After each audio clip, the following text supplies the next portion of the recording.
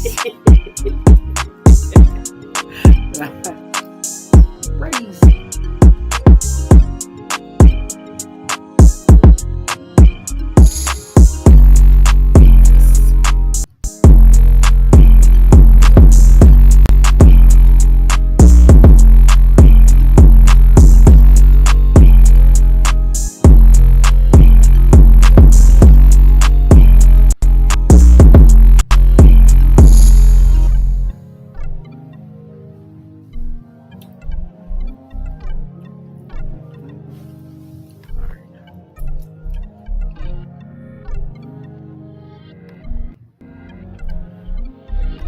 You should be loud.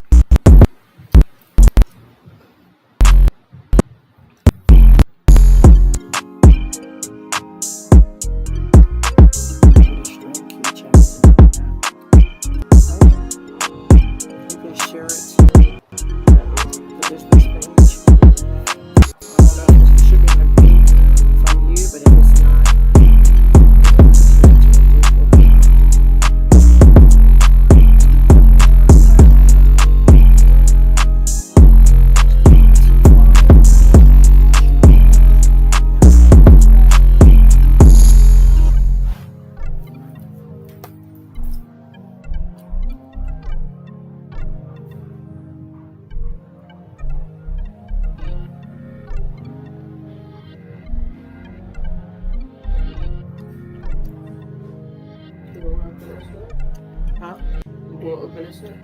Oh, me? Oh, yeah. Oh, me? Yeah. All right.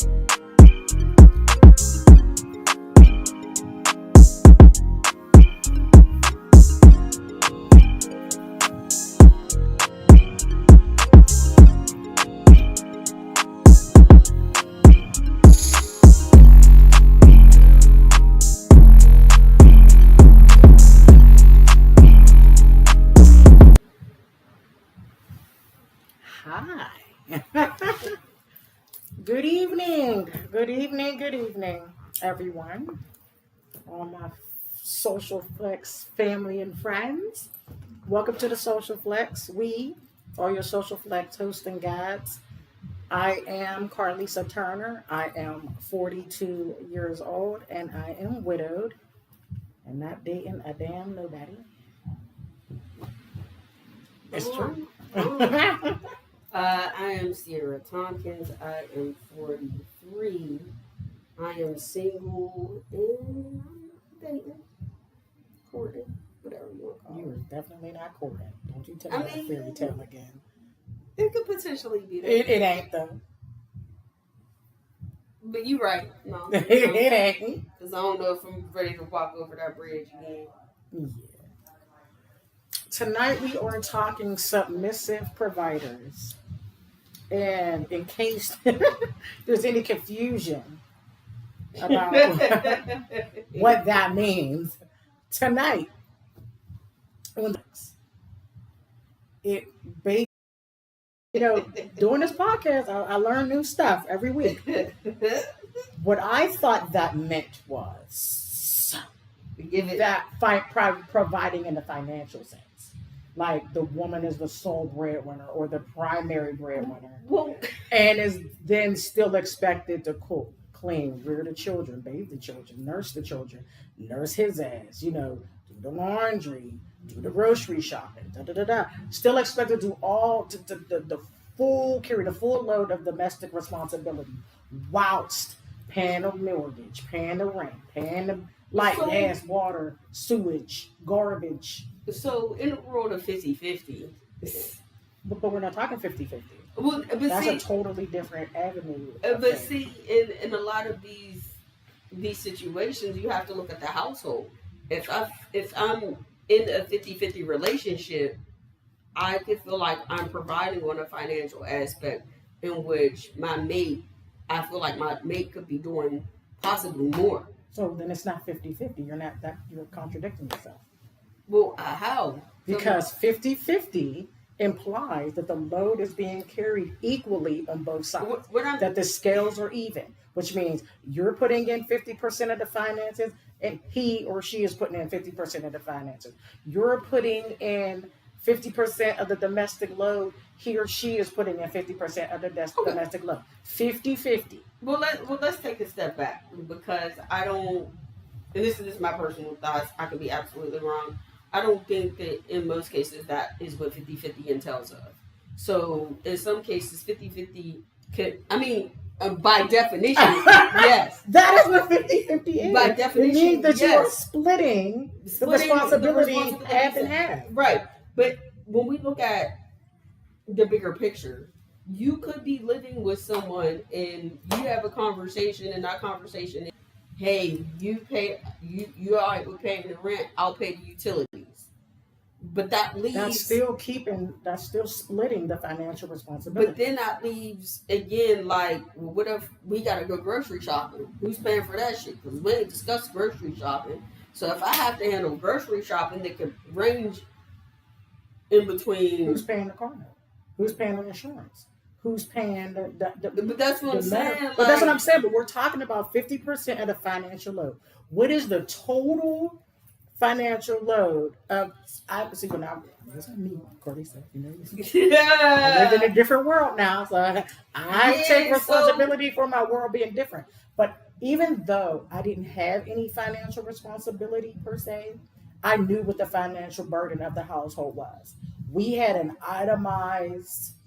See, and all relationships are not understanding like that, of what everything costs. That way, we know it takes $4,000 to sustain our household per month. Right. So $4,000 got to pay all this. But see, and that is great. Like, that is great communication. That's a great relationship. But I'm saying, like, a lot of relationships are not like that. It's not 50-50. Well, then but that's no. What I'm saying is, if when you say it's 50-50, that means that you have taken the totality of the picture, right, and you have split that bitch clean down the middle. But that's what I'm saying. A lot of times that doesn't happen in per se most relationships. It's just like, oh, we gonna go 50-50, boo. But you never really sit down and do the financial worksheet of what exactly 50-50 is. So then you're not 50-50. Agreed. You're 60-40. 70-20 to 70-30, 70-30. 80-20. 90-10. But then that's what that is. And if that's okay, but when I'm saying, so going back to submissive providing, I assumed when you brought it to first I knew what the fuck you were talking about. I thought you was off your goddamn rock. What the fuck are you talking about? Because is that even me? And when you were like, well, I've been seeing it a lot on the internet. And after we had that conversation, I started to then, you say something to me, ventures out. The universe brings it to me eventually. So then I started seeing it, and then so my understanding, what I understood it to mean, so it means to you. So to me, what I took that to mean is that it is when a woman is the primary financier, and is still expected to carry on the full domestic role. You go work a little 4-hour job, sir, or other ma'am, or other sir, however the dynamic of the relationship partnership is. you other spouse, go work a little 4-hour, 6-hour job, and then you come and sit down and put your feet up, while the other party is expected to work 12, 16 hours, 2 hours, but makes 6, 8, 9 figures. You understand what I'm saying? And still has to cook, clean, rear. You know what I'm saying? Blah blah. And you like, yeah.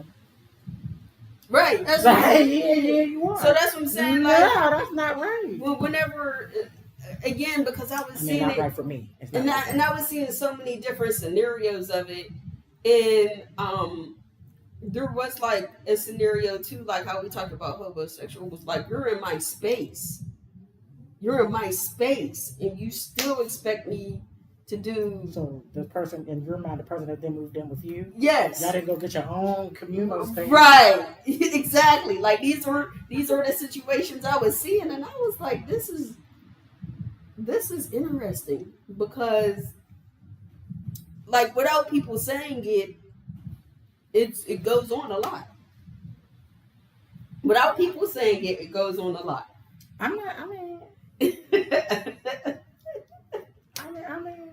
But I mean, like I was chatting with somebody about it, and they were like, well, how do you feel about it? I'm like, in the traditional, like, we're not traditional. Wow.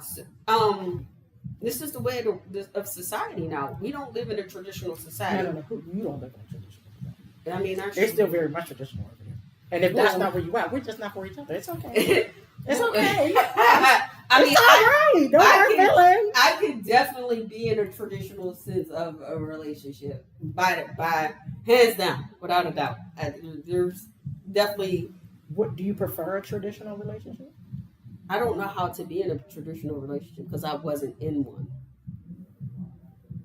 I've never been in a traditional relationship. I would love to be in one. Like, I could try to be in one, but in theory. Yeah, in theory. Hypothetical. Yes. What would your preference be? A traditional or non-traditional? I always go with non-traditional. Just because I'm at home, just doing like the home stuff, the leisurely home stuff, the cooking and cleaning, I'm bored. Like, I'm bored. But the beauty of that, though, is that we live in a world now where you can work from home. So you can be domestic and have e-commerce or a let's talk about that. Let's talk about that. Because you work at the crib. I'm just saying. Let's talk about that. So, in my previous relationship, yes, I did work from home. I worked from home pretty much since 2019, however many years that is. What? No, just the way, sometimes you say stuff tickles me. Go ahead. You didn't say nothing wrong. Yeah, 2019, I worked from home. So the thought process comes in, because you work from home, you should be able to do all this shit around the house. No, you was punching somebody's real clock. So yes, that's asinine. So with that, and that, like, it at points it would be hurtful because, like, motherfucker, I just worked a 16, my nigga. Like, you can't heat up some ramens for both of us, my guy. Like, the fuck is going on? That's funny you say that. But go ahead, because I gotta. Like, you can't take the dirty clothes basket down for me to, do what needs to be done. Like, just little things. Did he ever see how your work day looked from home? Like, was he ever home during a day when you had to work to see what that looks like for you? Yeah. And was still that ignorant to your work day? I'm not shocked by that. I'm asking. Listen, so they used to interrupt my work day. My whole house, like, because I work from home, it seemed like a convenience. Working somebody else's time. Yeah, like, I'm on somebody else's time. Like, I be having meetings. Like, I think this is a game. It's not. And it's... No, I agree. I mean, I understand your work dynamic. So, yes, there would be times, and I'd be like, yo, I'm working. They'd be like, oh, well, can you, like... So they want a woman that provides for the household and still carries the full domestic load. Wow. Never had the opportunity to enjoy that. I mean, I don't think it's something... I don't know if I'm not saying I don't even want anything like that, but I'm just kind of speaking on, this is new to me. This vocabulary is honestly new to me. Like, in my relationships, I never had anyone just provide for me. Have you been with someone who made more financially than you did? Yeah, but did they carry more of the financial load in the relationship that you did? No. I'm not going anywhere with this. I'm not trying to take a shot at. Okay, I just want to. I don't even. Not taking a shot at you. Women are allowed to make good money, and if a woman is an entrepreneur or whatever she's doing, she make good money. She make more than me. Why would I be embarrassed of that? It's 2024. No, I'm just asking because I don't want you to think I'm setting you up for like a smackdown. That I just wanted to. Do your thing. So it might be good. You set me up. You know what I'm saying? I want to put that disclaimer out there. It's for the show. This wasn't that. But so that's what I'm asking. Like, have you been with someone that like maybe made more than you, or carried more of the financial load in the relationship than you did? It's complicated a little bit, but I can uncomplicate it. He sounds like me, like because it's not that. It was not that straightforward. It's not that cut and dry. I can understand that. Because in the one relationship where it ended up where I was kind of under her. That's what she wanted, though. Was she still expected in your relationship to carry the full domestic load, or did y'all split the domestic responsibilities kind of like down the middle, or kind of divvy them out? Like, hey, listen, I'll wash the dish. You cook, I'll wash the dishes. You wash, I'll fold. You know what I mean? You bathe the kids, I'll put them to bed. You know what I mean? Like, how did the domestic portion of your relationship kind of pan out?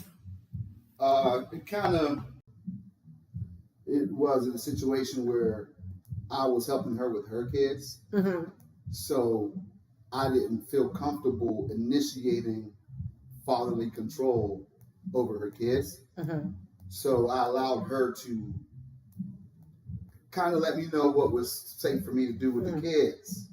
Because I was in her household, I was paying, 50-50. But how I ended up in her household is that's what she wanted. I actually had a home, my own home. But I kind of got manipulated into leaving my home.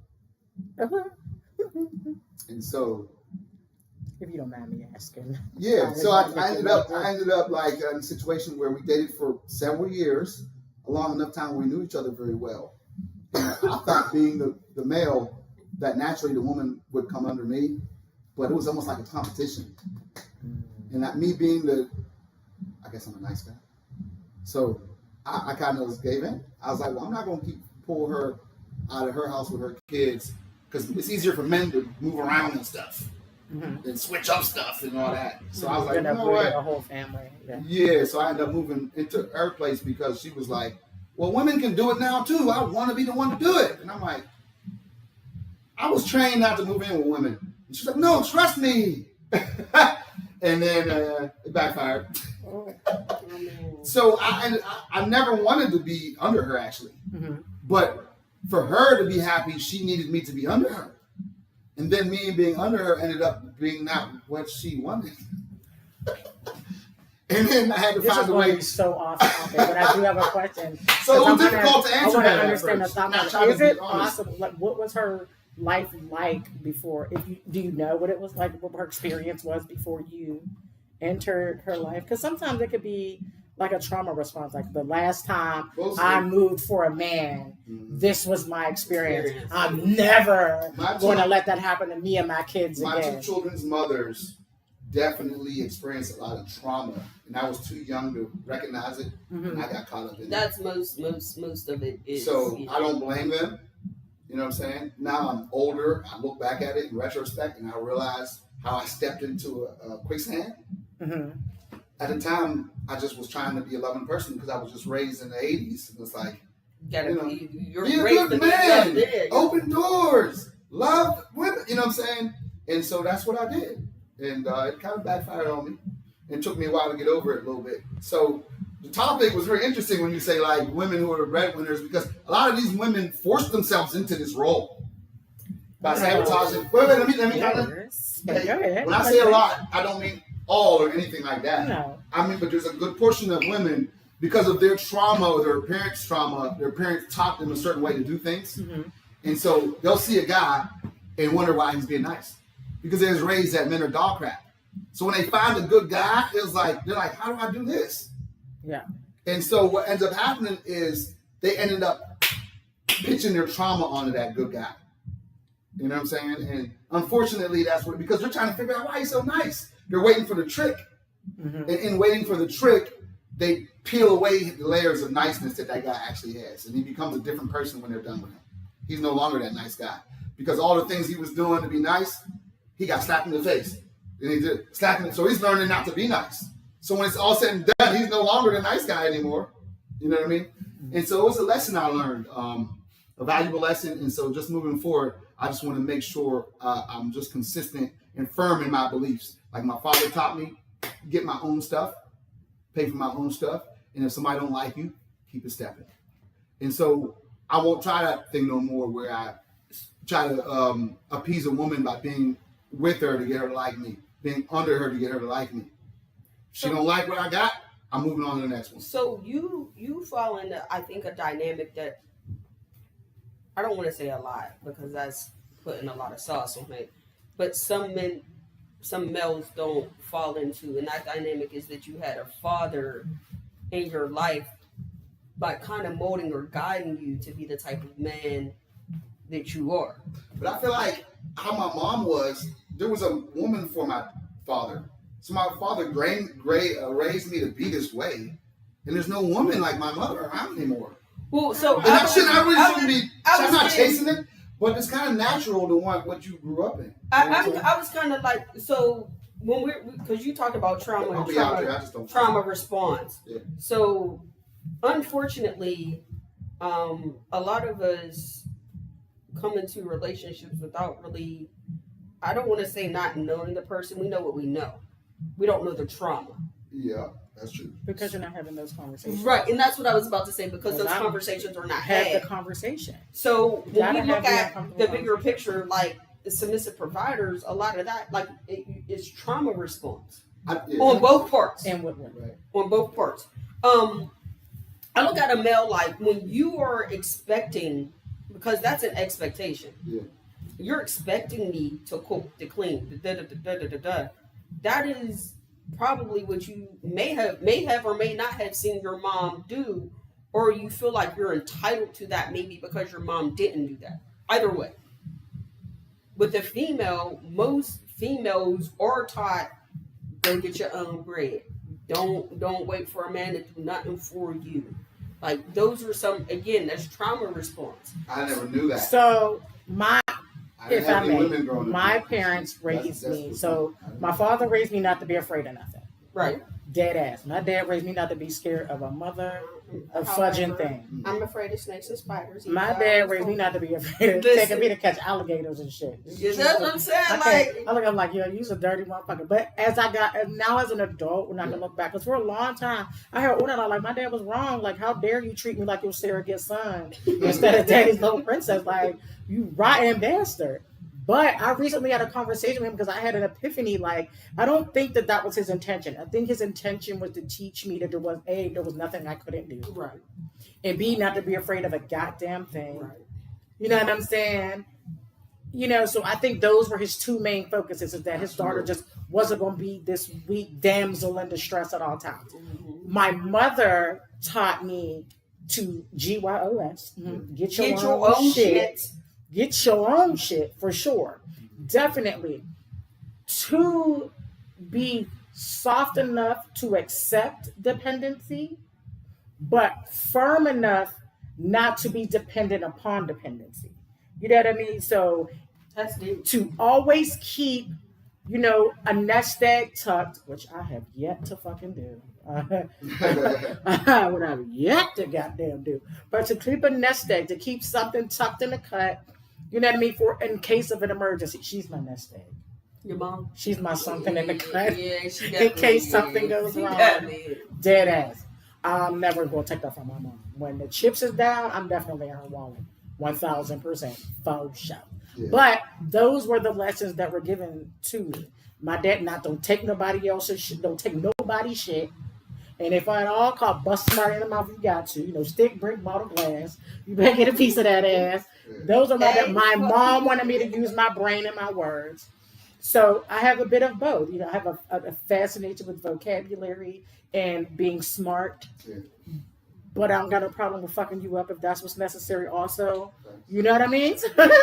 It's a healthy mix of both sides. But I held resentment for both sides of the teaching because there was no follow-up. You know what I mean? Or no real understanding as to why this is your method or what the method to your madness is. I agree with that. I would have to agree with that because that was a lot of my upbringing. Like I was raised with my grandparents because my mom was a single mom. She worked all the time. So being at my grandparents' house, again, it's a traditional house. My granddad went out and worked, brought his check home to my grandma. She cooked, she cleaned, da da da da. But my grandfather, at one point, all girls. And I was his first granddaughter, so he always used to say to me, like, basically calling us mice. I'm like, what the fuck this man talking about? But I'm feeding the mice for the snakes. Yeah. So it's like, I got to teach you how not to get eaten. I got to teach you how to run. I got to teach you how to maneuver so that you are able to take care of yourself and you don't get eaten up. Because the world is not fair. That's one of the things I always was taught. The world is not fair. And but my grandma, like you said, the soft side, the cooking, the cleaning. I ain't gonna say my mom was soft, but that was a cute way of putting it. I mean, by no means is my grandma soft either, because when it come down to it, but sweet. Like, do you see a different side of your mom? Your mom's sweet to me. Fuck, you don't care what you say. Anyway, I was taught to engage in how to court women primarily by the education system, because when I was born, my parents were already pretty much married, so they didn't talk about how they engaged each other and courted each other. Well, see, there's a difference though. So the school system taught you how to date women, not court. Well, hold on. I mean, asking me or you telling me? I'm asking. No, because I was going to ask you in what way did it teach you, whichever way you verbalize that. Is it dating or courting? Because they are two different things. They are two different things, and I learned the definitions of both in school because English is not even my first language. Right. So I literally learned the definitions of those two things in school. What school? I was taught Turner Elementary School in Wilkinsburg, in Johnson Elementary. Big up to Turner. I wasn't taught by the teachers. WSD. I wasn't really taught by the teachers. I just had to use my five senses because I was learning how to hear the language, how to perceive the culture, what's comfortable closeness to being close by. Learn, touch, smell, sight, sense, hit. I had to pay attention to everything. So I was watching how the guys interacted with the girls, and I would listen to how the teachers would say, that's the good or that's not good, or that type of thing. And I would watch my shows on TV. I would study America.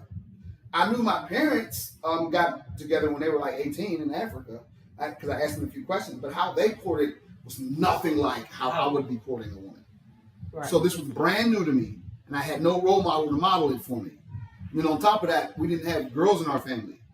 There were no daughters. So I'm in a new country with my parents, isolated in the African home, and we would go out in American society, and we just didn't know how to deal with African-American women.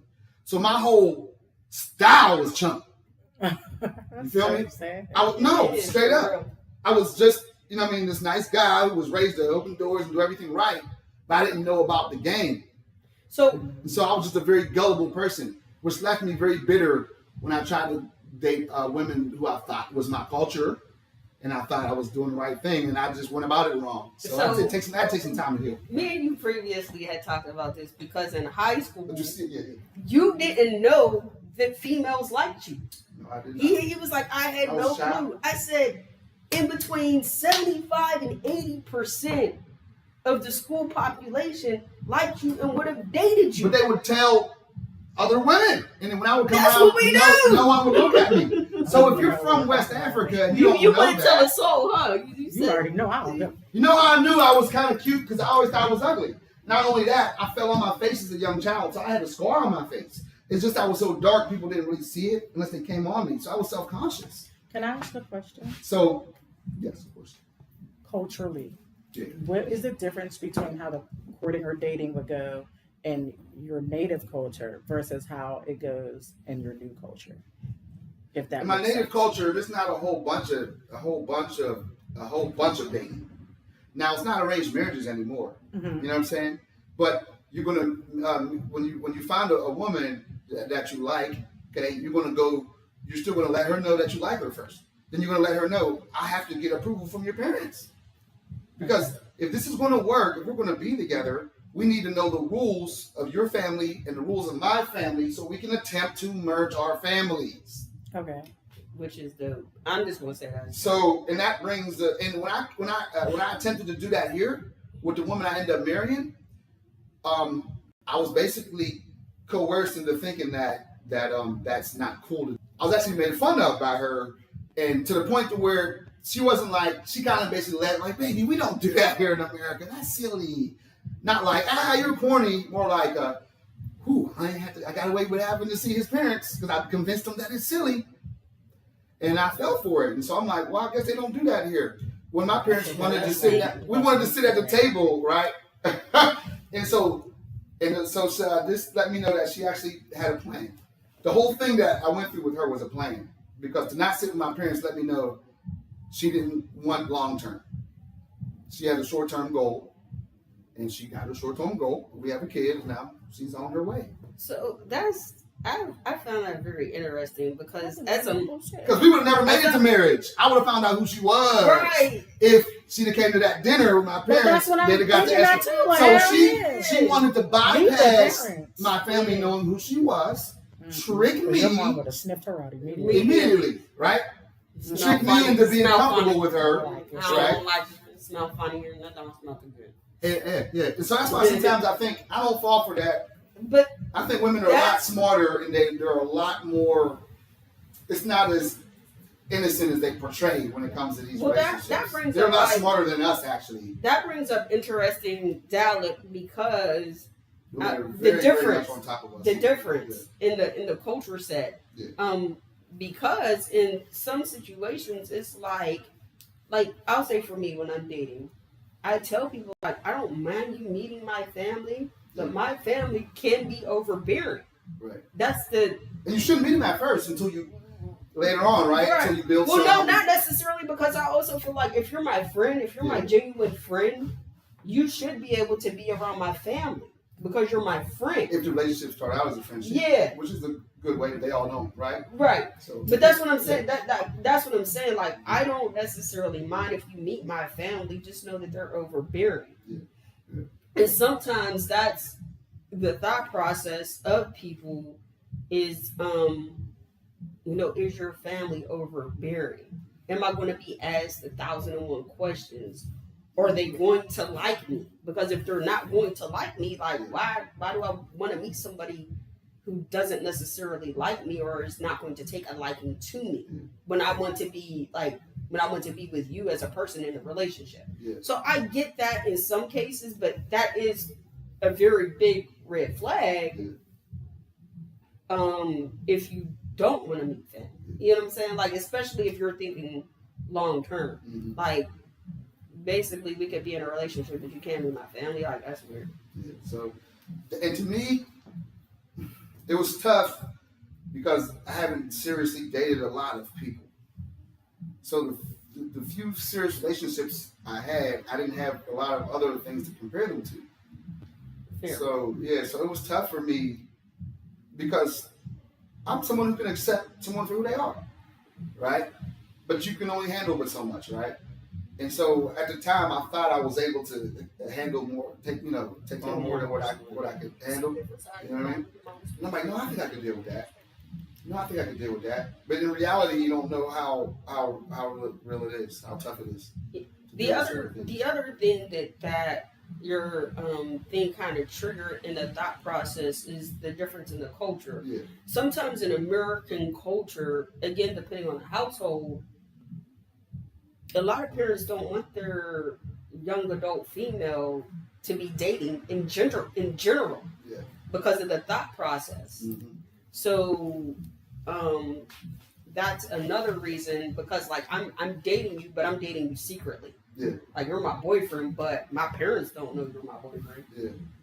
And I know a lot. Is that more American?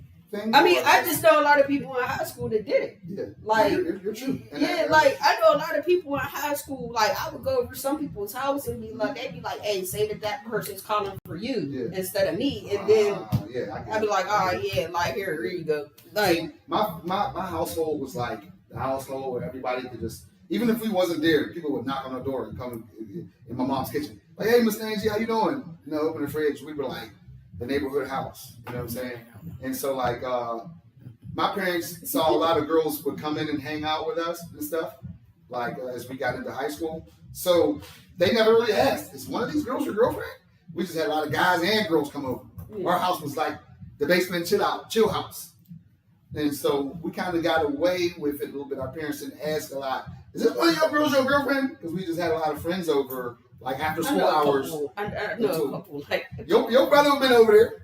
Your brother used to come over and chill. Mine? Oh yeah. Move, yeah, for sure. I mean, you know, Mooch, yeah, for sure. And that's how I met him first. We played football together, but people used to come and we used to like turn on the the PlayStation, and we'd have tournaments, and the girls would come over, and then we'd go play Release the Den or something, or you know what I mean, in the woods and run around. So, but as you got a little older, then the parents had to be like, "Oh no more girls around. I can't be having company." It got different once we hit puberty, you know, and it became something different. And I remember, like my brother and them being players, and me, I just was like, I just want to find somebody and be happy and fall in love and get married. And my brothers was laughing at me. They're like, "Oh, what's wrong with you? You better go get all these numbers and get all these girls." And I'm like, I just want to be like my parents. And so I never really wanted to really be like aggressive, like Fox type of guy. But when I got in college, it changed a lot. And what I started to see was that this promiscuous, I said not promiscuous, but breadwinner, right? We're just talking about the breadwinner being also submissive, right? Mm-hmm. I started seeing that it's hard for the modern day woman to even see submission as something that's even worth doing. So I have my experience through this plane of life is a lot different. So I have someone very close to me who is in a same-sex relationship, okay? And the person closest to me is the major provider for all things financial in their relationship. Yeah. And then their spouse, they be working, right? So how's it? But they be working. But in addition to the way this person financially provides, versus what this person provided, this person is still expected to be feminine, to be submissive, to be submissive, to be the submissive party, still expected to cook. There's jobs they can't get. An investigation was done. They can't buy weapons. Check this out. I was accused of abusing a child before, and I work in education, so a thorough investigation had to be done. After this thorough investigation was done, it was unfounded, which means I didn't, I didn't do nothing. But at the end of the day, I had to fire my lawyer because she was a female lawyer. And what happened was, when I was accused of this in court, I was like, what? I would never. And my lawyer was like, "Don't you say anything. Let me handle it." And I let her handle it. And then after they went through the investigation about that I was innocent, my lawyer just allowed her. She still perjurized because she lied and said I did something. And my lawyer never came back to get her for perjury. It doesn't matter. I had to fire my lawyer. That's not necessarily. Hold on, I'm getting to my pain. That's some of the pain that I'm having is that not only did I catch somebody perjurizing, when I caught them, my lawyer, which is a female, didn't pursue it. Well, the reason so now legally, all this stuff is still in the paperwork written on me. All the lies are still there. Can I say something? They didn't wash it out of the books. That's not how the white. My lawyer let that go. Fine. Listen. That is legally speaking. I'm gonna tell you how the law works. So when you go down to the police station and you ask them for anything attached to your name. Police reports are one thing. Yeah. They never go away. That's a matter of police. No, hold on. I'm going to explain to you each point one by one by one, because you started off with saying I went to the police station. Yeah. There's a stack of things on me like this at the police station. Those are police reports. That's not about you. That's a matter of record of what an officer went through the course of their day. I stopped. I talked to this person. This is a report about that. I talked to that person. This is a report about that. I talked to this person. I talked to this person. They said this. There was a car accident. There was a couple traffic citations. Everything has a report attached to it, right? That has nothing to do with you criminally. Now, when we get to you going to court and this young lady making a false report to law enforcement, is that a crime? Yes. But it's not up to your lawyer. Hold on. At that point, your lawyer can pursue whatever your lawyer wants to. It's state. To decide if that is something they want to spend their time and resources on, no matter how your attorney feels about it. Listen to what I'm telling you, because when you want to go after her for perjury, that is a criminal offense. Whose job it is to then assess and fight those charges is no longer your lawyer. I didn't even say what we was going to go after for. There's different things I could have said. We could have made a case on this or that. You said no, I didn't say that what I was talking about. Because your lawyer is your defense lawyer. She was defending you. Anything that takes action. Well, no, it was a custody case. It wasn't no criminal case. But that becomes a criminal offense. So when you lie and when you perjure yourself, that is a criminal offense. I don't give a damn what court it's in. It's a criminal offense. That is a state problem, is what I'm telling you. Your attorney could have filed all the paperwork she wanted. It would have been up to the state to then pick it up and carry it. Okay, she accused my client of something. Can we at least get an apology? Since this is custody court. And there's a high probability the judge would. Or can we address this issue? Because what happens is free to go. Because what happens is if they would have made put it on the record that she perjured herself. If it was me and I showed a record of doing that, they would take the child from me.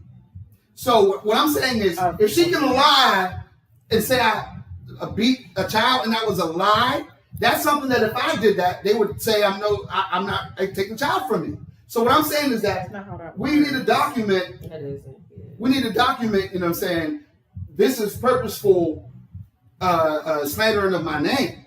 Okay, it's been proven that I didn't do anything. Okay, it's a slander. But I almost wanted to take her to civil court. But hold on. To sue her for slandering my name. Hold on. Honestly, you got what you wanted, and it is a matter of record.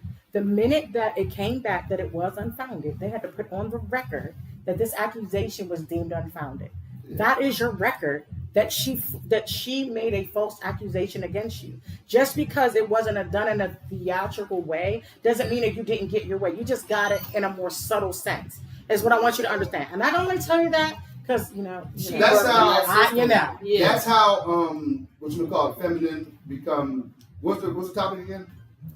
It was submissive providers. However, it's the court systems. They use the court system. You're not the only provider. That happened to me. Men are not. Men do it too. I know y'all believe that y'all always get a raw deal in court. I'm gonna tell you right now. I am living proof that women do not always win in court, in family court. Right. I'm proof that that's not true. I'm talking about submissive providers. I'm not saying that women always get their way in court or men always get their way in court. I'm trying to stick on subject, so I'm trying to make it relate to submissive providers. So a lot of times, let me say what I feel. A lot of times, what I see is that this generation of women that's my age was raised to take the child from the father and to sue for. I'm just giving my experience, not all women. I'm giving my experience with the women in my neighborhood, in my hood neighborhood, that I've encountered and what they've said out their mouth to me, what I've seen how they live, and what I've seen them do. I've seen this age women have been raised to take the children from the men by any means necessary. And so what ends up happening is that they end up most of the time, if they can get child support from the parent that they took the child from, then they end up with custody of the kids. Then they end up, having a job and having child support. Then if they date a different guy, they end up being the breadwinner over that guy because they got income and then they got child support coming in and then they're dating. So now the person that they're dating, they make more than that person because they got income and child support, and then they have the child. And so the guy coming into that situation, that's a lot to deal with. You're looking at a woman, she got a job, she getting child support, she got the children, you don't know if the other guy's still involved, you're not sure whether to step up or what to say. So I would just advise you men to stay away from situations where the woman is not sure what she wants or if she's involved in the court systems. I would try to stay away from those situations because they usually mean that there's some trauma behind that. So what I like to say is, I mean, I can only... We can't go into child support because that's a whole nother That's another whole nother literally have a topic coming out. We literally have a topic coming out. We literally have a topic about that. But what I'm going to say is, in the realms of the people that I know, you said from the hood. We were both from that same hood that you are. Yeah. And there are a lot of females that I know who would rather their child be with their father. I draw the energy. I love it. Good. So there She's are so passionate. There are a lot of them. There are a lot of them. Yeah. Like for instance, we from the same hood. Yeah. You want your kids to be around their father, no matter how their father treats them or her. She's one of those parents. Like, hey, figure out. So y'all knew women that fought to still have their fathers in their life. Yes. Right? So do you know? So do you know? But do you know women that are like the ones I'm talking about, or only I know them ones? No, hold on. Do y'all know the women? Wait a minute. On purpose. Time out. Do I know women that have used the children as a pawn? Yes. Yes. Thank you.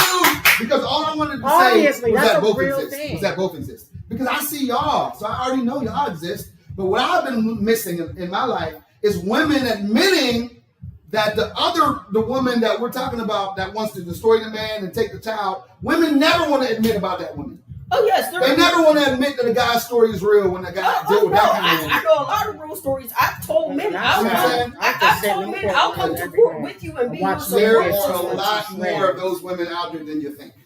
I have told men that I know, men that I'm friends with, who are trying to get custody because they're good dads. They're flat out good dads. I'm not taking a good dad like that. And them be the permissive breadwinners because they don't let the man be a man.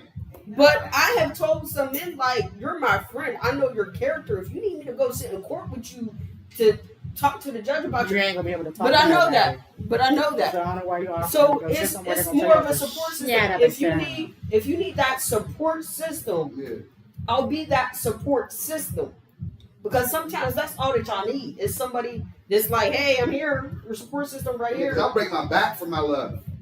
I love you. I'm breaking my back. I could run 50 miles if I needed to. They said you need to run 50 miles like the marathon, like this was the Olympics back in the day in Greece. I'm gonna run that with two people on my back if I know you love me, right? But the problem is I don't believe that women love nowadays. I just don't, and I'm hurt. So sad. I'm just never gonna lie. I don't believe y'all love. Y'all love nobody. That I'm going to believe that is just the way it is, especially when I know my intentions in my heart. Yeah. If I exist, then I have to believe that there are other people out there like me when I play that sports? exist in that way too. Like absolutely. I'm little, but I'll give up a limb, right? And that's how I feel about my relationship. But with my two kids, I feel like I've exhausted the limbs I've given up. I don't have no more limbs to give up. I don't even want that no more. And I mean, just go to work, go home, and watch my. And I mean, I think like. Again, I know a lot of males like you. I know one in particular where the situation was super bad, and I actually had to ask the female, like, what is the issue? And a lot of those issues, like, they can't even tell you sometimes, or it's an issue where that person ultimately still wants to be in what they had. Or you so caught up in what the dynamic is between you and that person that you forget that dynamic between them and that child have nothing to do with that. Right. Yeah, I'm just trying to get my son. I'm having a hard time now. I had a difficult time with my 22-year-old son being a father. I always was there, but I had a hard time doing the things that fathers are allowed to do. like playing catch with your kid all the time. Having your kid 5 days a week to play catch with. Like save that. Right. We'll talk about that. So permissive breadwinner, right? Permissive breadwinner. Well, here we have a video that sort of kind of speaks to what we're talking about. So I'll play the video. But yeah, because it's like breadwinner. Does that mean the decision maker? Does that mean the decision maker? Not necessarily, because I would say. And I don't got a homegirl right now, bro. And she can come in and be in a relationship, and I don't got to deal with this. You must be our show, mama, right? What you won't do, somebody else will. You think Okay, because so you got a lot of so I won't pay these bills no more, right? So all these utilities but you don't that's pay being the paid bills by for. yourself, love. What you think? Like, Because you bro, my mama said, kick out sit next to God. $300 a month that you help I pay. got more than 300, okay? And just because you make more bank than me, that stops you from being able to cook. The rent alone is $32.75. But You if give you me made $250 a month towards rent. Paying what? But if you make the same amount of money as I make cooking, I pay for the food. You pay for the food. So I pay for the cleaning cleaning utilities. So let me bring it. How about you just cook? What do you mean? How am I supposed to cook and be focused on the work I gotta do? That's impossible. I'll be focused. My work is more strenuous than I yours. can't be focused without a meal though, love. You make way more bread than me, and you feel like you exempt from being a And wife I because you make more sure money. this laundry is done. I make sure that this You're not the cable only bill is one. paid. I make sure that we got You're clean not sheet the only- refrigerator. All I'm saying is this, right? And I know female, right? You know her too. We could all be in a relationship together. so how about this, right? One woman to clean. How about this? One woman to teach. How about this? They need to get taught. How about this? Right. My income, I can afford to take care of me and all the kids. But And you're let's see how far you get. because y'all make more money than Let's a see how man. far you get with your Y'all friend. think because y'all make more money than a man, that stops me from being a woman to my man. How are you supporting me through your money? How do you I make sure you got feel food like in there through too. your money? What food? I'm heating up ramen noodles every night, bro. That's You're your not cooking, choice. bro. That's I your come in choice. this house, That's you're your not choice. cleaning. Well, I want money than me. But if I make more than you, then what? You be at my head and foot serving me, right? No, I don't It shouldn't think be so. about the money, love. I don't think Right? so. If I you're don't my think so, woman now. and I'm your man, No. if we both had $0, we should both be able to go back and forth with Right, each so other. we both So- should be so why is it cooking. that you We have both should money, be cleaning. but I do We know? both. You don't do. Have to, as a man, I'm supposed to provide, protect, right? Hold up. Repeat that again. Repeat that again. But I provide. Two pieces. But I You provide. don't provide. But I How do you provide. because you make more money than me? I fill up the refrigerator. I pay these bills to keep this electricity on. That's you- not all my so that's money. like the same thing. My like, money. oh, I make this amount of money. We don't know when you was broke, and before you had that job, I was getting it all the time. When you was broke, and before you had that job, you was asking me, "What would you like to eat today, babe?" Okay, You don't even ask me that no more. When Okay, you and- was broke, I provide when that you food was though. broke, and I I came provide in the the house, food, though. you made sure I can't I sleep provide at the the house food, though. when Daddy was coming home. I I provide had the to walk food, through though. my house, and I have to step over things. Don't these shoes. But you as a woman need to learn Me to as a stay woman in need your to what? place. That's what you need to do. Oh, so Y'all okay, women so need quit. to learn to So stay quit in your my place. job. I'm not telling you to quit your job. Quit my job. Look. Quit my job. Listen to me. Right? Quit my job. That's what you're saying, right? I'm not saying quit your job. Quit I'm my giving you job the is two- what I'm you're giving you saying, the right? items. Either Shorty can move in with us. You work Right? 8 hours a day. I'm working 16 Shorty hours can a move day. in So with quit my us. job. I can leave.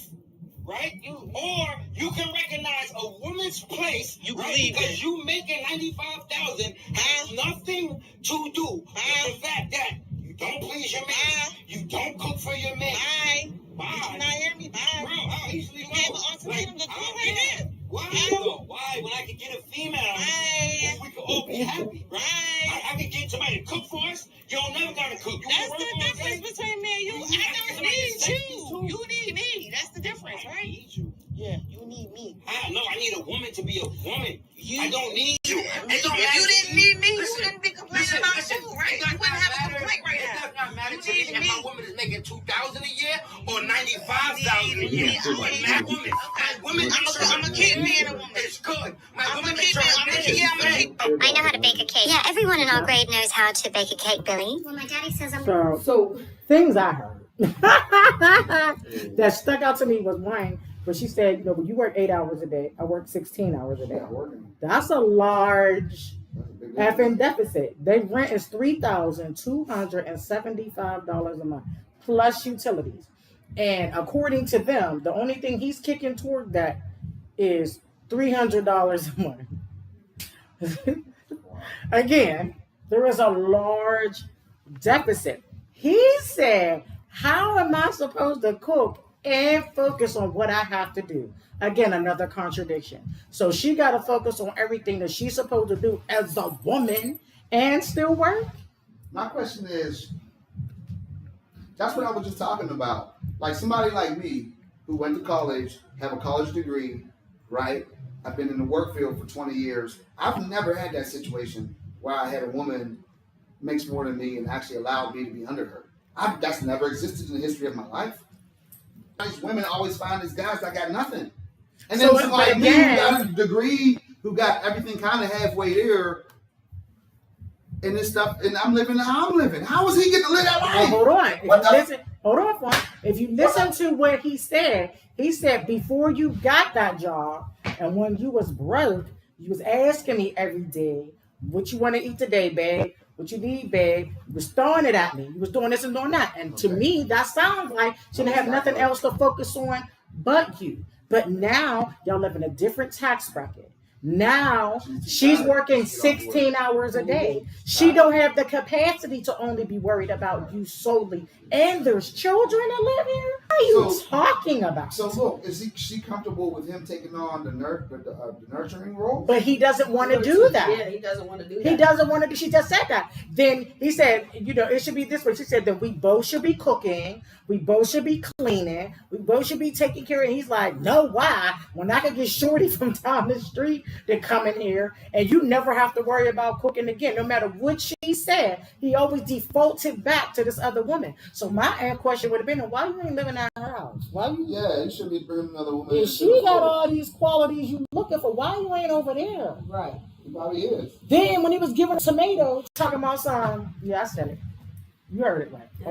When he's giving her these old tomatoes, either I can leave, or she said, ding, see ya. And he's like, but why? But why? So that wasn't a choice? Because you said that was an option, and now it's not an option. No, when that's the option I chose, because you thought I was going to be like, no, now, if he has handyman skills, or like a carpenter, and he can like revitalize your house while he's there or something. But he doesn't want to do he's that. He's landscaping, or maybe he's beautifying the house. But if he's not bringing anything to the table extra outside of the fact that that's $300, that more higher income than him, she's never going to be happy in that relationship, and he's not going to be either, honestly, because he's not going to get what he needs as a man from the woman, and on top of that, he's going to feel like a sissy because he's not meeting the obligation to take care of her either. But at the end of the day, so in his heart of hearts, he might be arguing with her, but in his hearts of hearts, he don't feel like a good man. That's not inside. For her. Her requirement, from what I'm hearing from that snippet, because we ain't there, we ain't in every relationship. What I'm hearing, what I'm taking from that video is he's picking at her because he has a certain expectation, and she's like, okay, but our dynamic has now changed. So we can't live in that world anymore. We have to reevaluate what that world looks like for the both of us. Yeah. And since I now work 16 hours, I need you to contribute to the domestic portion of this relationship. I'm still doing the laundry. You still got clean clothes. I purchased the grocery. What is it to you if you cook Monday, Wednesday, Friday, Sunday, or Tuesday, Thursday, Saturday? You know what I mean? What is that to do that? And then we figure it out maybe Monday, Wednesday, Friday, and then I cook a big dinner on Sunday. Right? What that doesn't hurt anyone, right?